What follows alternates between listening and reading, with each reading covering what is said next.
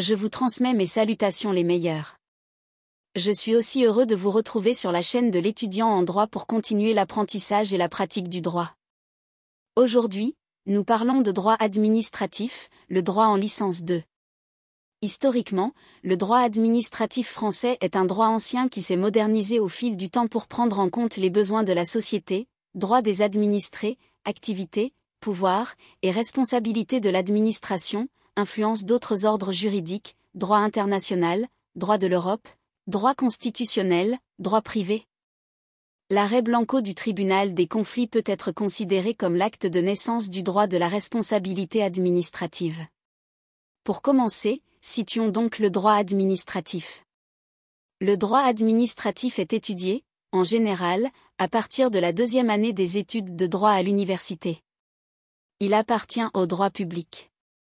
Son étude est essentielle pour tous les étudiants en droit et autres sciences sociales dans une société donnée. Dans cette matière, c'est l'administration, un organe, qui agit dans un but précis, au nom d'une mission de service public, avec des moyens juridiques particuliers, police administrative, acte administratif. Le droit administratif est donc le droit applicable à l'administration. Il définit les droits et les obligations de celle-ci, c'est-à-dire les rapports des personnes publiques entre elles. Ces relations se distinguent des relations de droit privé. C'est aussi le droit qui régit les rapports de l'administration avec les administrés. En somme, certes, le droit administratif est le droit applicable à l'administration. Mais, d'autres matières juridiques s'appliquent à celle-ci. De même, le droit administratif s'applique à d'autres objets, outre l'administration. Pour ces raisons, des auteurs soutiennent qu'il est difficile de le définir. Pour définir le droit administratif, il faut dire ce qu'on entend par droit et par administratif. Pour connaître droit, nous vous renvoyons à nos précédentes vidéos. Effectivement, nous parlons de droit depuis le début. Le mot administratif renvoie à administration, défini par nos auteurs à la fois comme un ensemble d'institutions publiques, sens organique, que comme l'activité qui organise les affaires publiques, sens matériel ou fonctionnel. Dans son sens organique, l'administration comprend l'État ainsi que ses organes, déconcentrés et décentralisés, les collectivités territoriales, régions, départements, mairies, les établissements publics nationaux ou locaux, les groupements d'intérêt public. C'est une liste non exhaustive. Par exemple, la préfecture est une institution publique dirigée par un préfet, une autorité administrative, qui adopte des actes au nom de l'État. La mairie est aussi une institution publique où le maire défend les intérêts de sa commune. Nous apprenons le droit administratif à l'université qui est un établissement public donc une personne morale de droit public.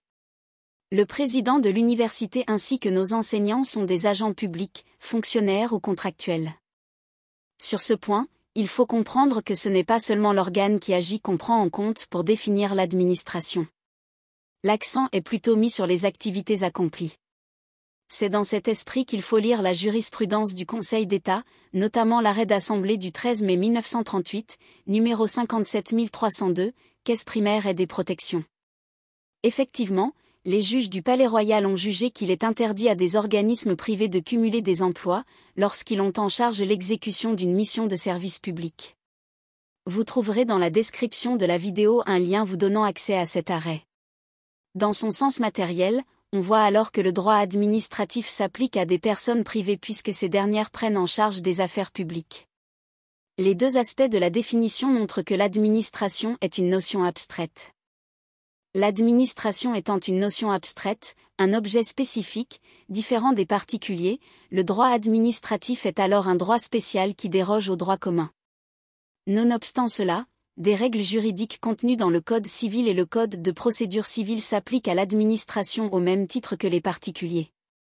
Pour le Code civil, voir les articles 1, entrée en vigueur de la loi, 2, rétroactivité de la loi, 6, les bonnes mœurs. Au titre du Code de procédure civile, consultons le livre premier intitulé « Dispositions communes à toutes les juridictions », article 1 et suivant. Dans tous les cas, il y a un juge spécial pour l'administration.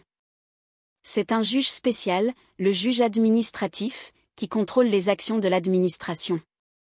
Il statue sur les litiges relatifs à l'application du droit administratif, le contentieux administratif. On note une augmentation de ce contentieux, ce qui témoigne de l'importance de la matière. Nos auteurs considèrent alors que c'est un droit essentiellement jurisprudentiel qui peut être rapproché de ce qui se fait dans les États de la common law. Nous vous conseillons l'arrêt Blanco cité plus haut ainsi que notre playlist relative à la jurisprudence. Avec ces sources, vous allez comprendre l'intérêt d'étudier le droit administratif. Étudier le droit administratif, c'est s'intéresser à la soumission de l'administration au droit. Celle-ci doit agir dans la légalité en respectant les normes juridiques hiérarchiquement supérieures. Cela peut être variable selon les pouvoirs qu'elle détient, compétences liées, pouvoirs discrétionnaires, ainsi que les périodes normales, circonstances exceptionnelles, état d'urgence. L'étude du droit administratif porte ainsi sur les domaines suivants. Le principe de l'égalité. L'organisation administrative. L'action administrative. Les moyens juridiques de l'action administrative. La justice administrative. La responsabilité administrative, etc. Nous reviendrons en détail sur ces notions dans nos prochaines vidéos. D'ici là, nous conseillons, à toutes et à tous, particulièrement, aux étudiants en deuxième année de droit de consulter nos sources. Ainsi, ils pourront aborder tranquillement cette matière en ce début d'année. Merci de votre attention. À très bientôt sur votre chaîne, la chaîne de l'étudiant en droit, meilleure chaîne de droit sur YouTube.